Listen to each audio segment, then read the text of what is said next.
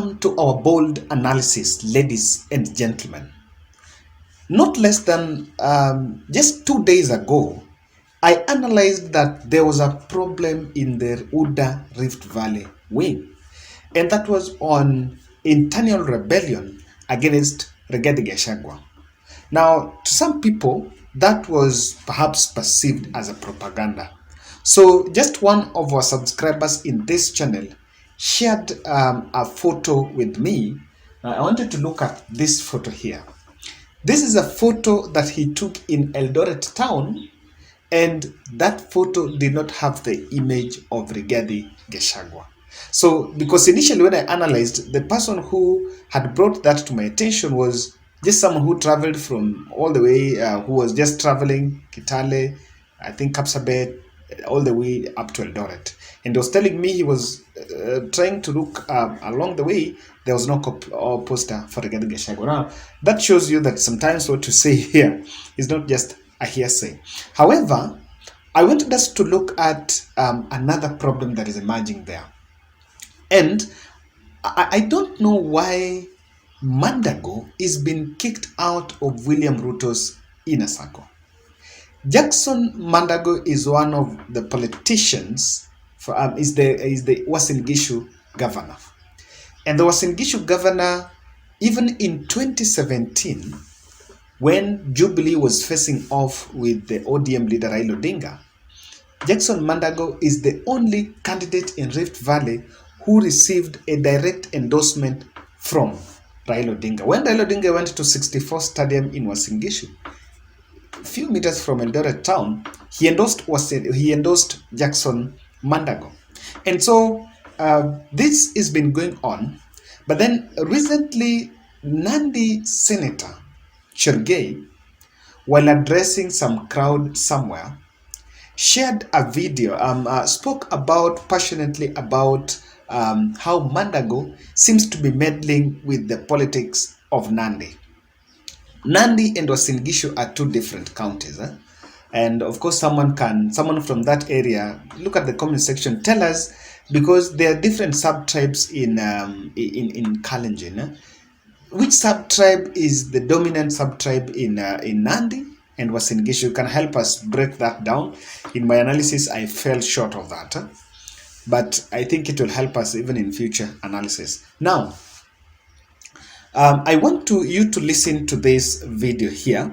I got the services of an interpreter who decided to break it down for us. But first, because he's speaking in Kalenjin, I want you to listen to that first. Then I'm going to read for you translation, what directly Cherargei was talking about. Then after that, we shall delve deep into this analysis so that we find out what exactly is happening as far as the politics of, as far as the conflict between Cherargei and Mandago. Listen to it here. Kimeje ke konyitae chebwane county nebo Nandi. Lakini kala Nandi magyamto korin kyamta asis. Mi chorwen yu governor nebo Uasin Gishu nekekura Mandago. Ako ngen olane machome metina. Kila ngonyo Nandi kurosu. Ako len Cherargei meibu boriet. Kaibu boriet ko kateba ke nebo biikab county nebo Nandi. Kiokas ko kaibu boriet man. Araba sare jo kojalewan kateb ko makosa. Kerjek che kajalewan kateb ko makosa magasi nyu noto. So kikonyiti kimeche kobwa ngonyo biik akiamwa biik che wara Mandago. Angana langabi wesene keba enen kimnyo nebo kapchip komeleng. Kumeche sene ya yamisie makibire kelele. Kimeche kityo nginyo Nandi ikonyit kandoik. Kyoai makosa okwai seneta nengwong.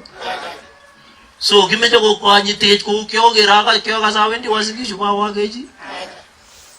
Kokalia sasisiet nekonye kiborwo amu kokile kyokwo chito neming'in. Kimongen. So meche asom governor nebo Uasin Gishu Arap Mandago. Akikamwa ale nginyo Nandi imwa tuguk somok. Le Bwana asifiwe. Mwa Arap Ruto, mwa UDA akiweke ole ibo. Kebe tai keakikishan boisiet anan kounot biik. Amagirasu. Arairasini kandoindet neu ane ngotisas Cherargei ak yokwea kotamne mwananchi nebo kawaida.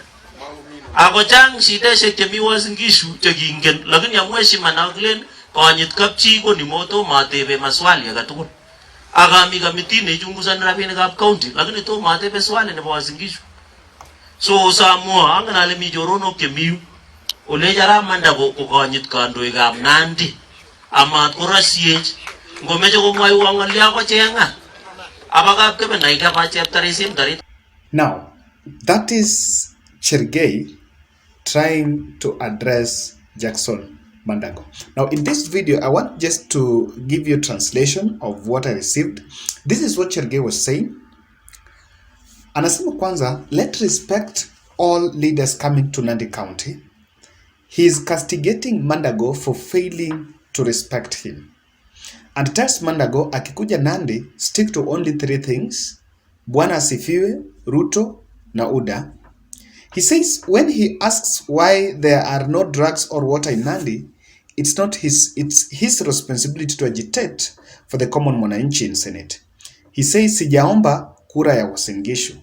He sits in the National Financial Committee and there are some financial issues with Uasin Gishu, but he has never raised an alarm because he respects Mandago. He also says that he is an original Nandi, person of Nyungi age set, and if he decides to unite or remove his shuka, it's another story. He calls some friends of Mandago to go and deliver the respect message to him.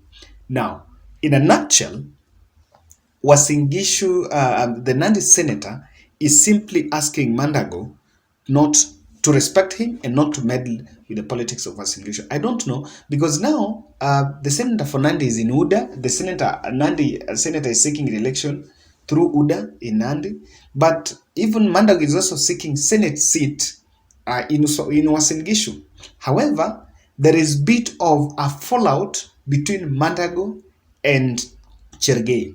But if you look at these two leaders, the one that is closest to William Samoei Ruto is Cherargei and not Mandago. And I'll explain why.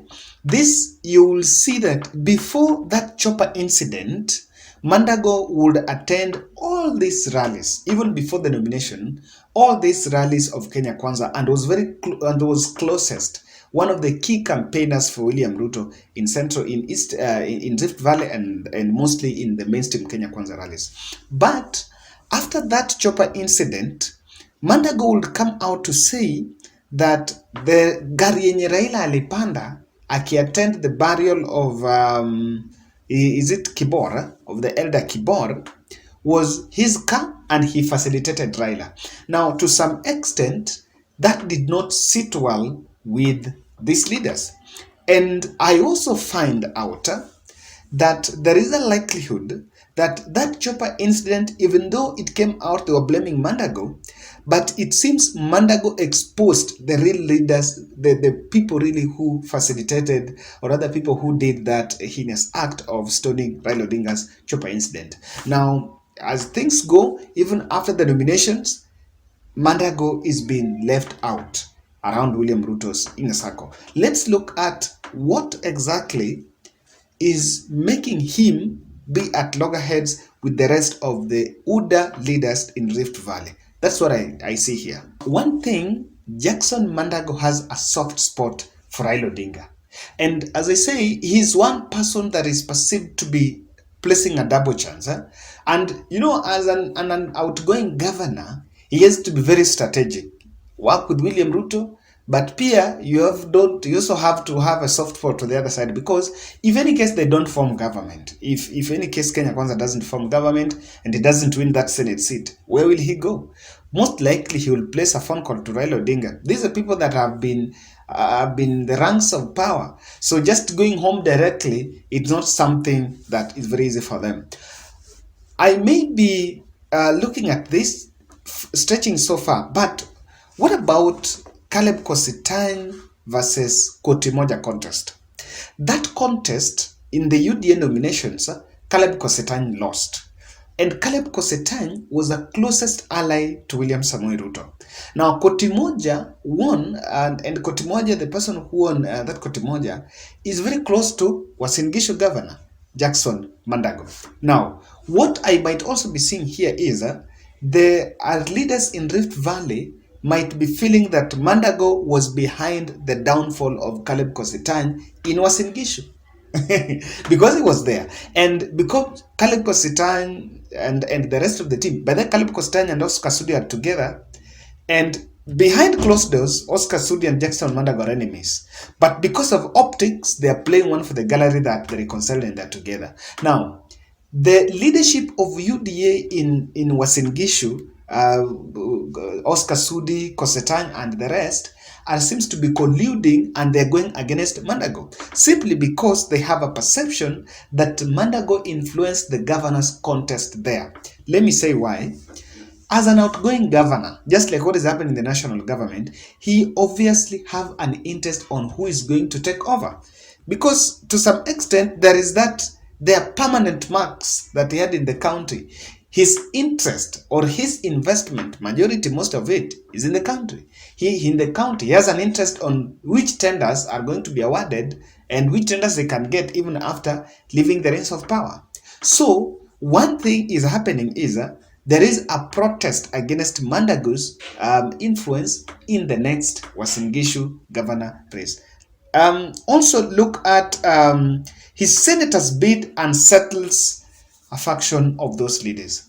And remember, immediately he announced he was going for senator, nani Sudi said, oh, hiyo hapana, wewe sasa ukishamaliza wewe enda nyumbani. And it was a very ugly fallout. Sudi will come out in public and say, you ushamaliza wewe enda nyumbani. Now, the Cherargei, you will actually ask, why Cherargei? Cherargei is already in Senate. And Cherargei is saying that when he was a senator, he is senator, so he's a member of finance committee in the Senate, he did not raise alarm on Uasin Gishu despite the fact that there were things that were going on. Now, there is a likelihood that even if Cherargei was not doing that, but this was being done within other quarters. So they don't want Mandago to go to Senate. The question might be, why? Why? So this brings me to my last is the supremacy battle. The supremacy battle is this. Deputy President, who is the presidential candidate, comes from Uasin Gishu. Now, and Nandi is just neighboring to Uasin Gishu. So the leaders in Uasin Gishu see themselves as superior. They see themselves as superior, and then they can bulldoze the other rest of the Kalenjin communities. Now, I think there is Kipsigis and there is Nandi or something. There is Kipsigis, then Turgen, Nandi. Help us understand that. And my good friend Gideon Kiprotich will help me really understand this well. But ladies and gentlemen, you can also get to us and explain what is your insight into what is bringing that bitter fallout between Mandago and Cherargei. But the bigger picture is some discomfort or some fallout within the Rift Valley UDA wing. That's my bold analysis.